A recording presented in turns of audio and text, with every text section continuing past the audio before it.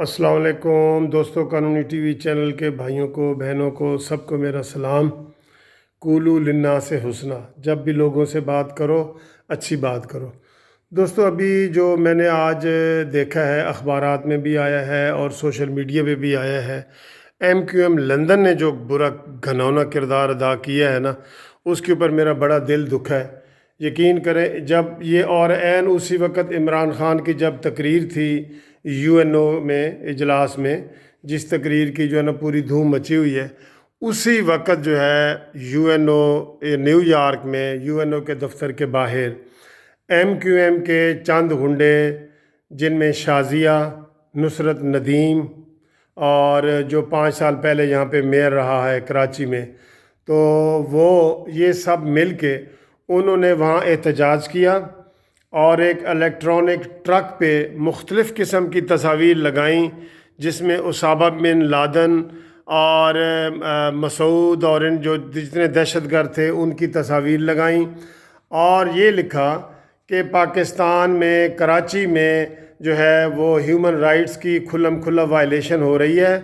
तो इमरान ख़ान जो है ना पहले कराची में जाएं और वहाँ पे ह्यूमन राइट्स ख़त्म करें और कश्मीर की बात बाद में करें। ये इतना ज़्यादा घिनौना किस्म का ये फ़ेल है कि इसके जो है ना, और फिर उन्होंने मज़ीद ये कहा कि कराची में जो भी इंसान बोलता है उसको कत्ल कर दिया जाता है और अब तक कराची में मुहाजिरीन 25,000 की तादाद में कत्ल हुए हैं। तो दोस्तों, जैसे कि आप सब जानते हैं कि ऐसी कोई हुकूमत इमरान ख़ान की नहीं, नवाज़ शरीफ की, जरदारी की, कोई हुकूमत ऐसी नहीं आई कि जो महाजरों को टारगेट बना के यहाँ पे उनको किलिंग करती, बल्कि हर हुकूमत में तो ये MQM वाले शामिल होते हैं। कौन सी हुकूमत में ये MQM वाले शामिल नहीं हुए? ये MQM लंदन तो अब बनी है ना, अब्दुस्तार वगैरह इधर थे।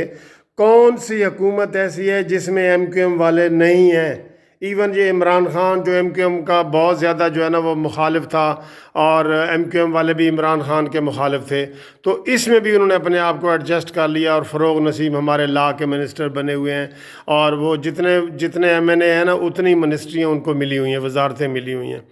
तो दोस्तों, ये बड़े अफसोस की बात है कि MQM जो पाकिस्तान दुश्मनी है उसको अपने जहन में नहीं निकाल सकी और वो हर अहम मौके पे ऐसी बातें कर देते हैं। ठीक है जी, ये कोई आम बंदे नहीं थे। जो 5 साल मेयर रहा है कराची का, तो ये कोई आम बंदा नहीं था। इंडिया टीवी जो है उसी को लेके आगे बढ़ रहा है और इमरान ख़ान की जो कामयाब तकरीर है उसको दबाने के लिए उन्होंने ये वाला सहारा लिया कि वहाँ एक ट्रक खड़ा था और उसके पीछे उन्होंने तस्वीर बनाई हुई थी इलेक्ट्रॉनिक्स, जो ऐसे आगे पीछे रोल होके चल रही थी। तो MQM वाले जो है ना ये हमेशा छुरा घोंटते हैं पीठ में, और इमरान ख़ान ये ना समझे कि MQM वाले उनके साथ हैं।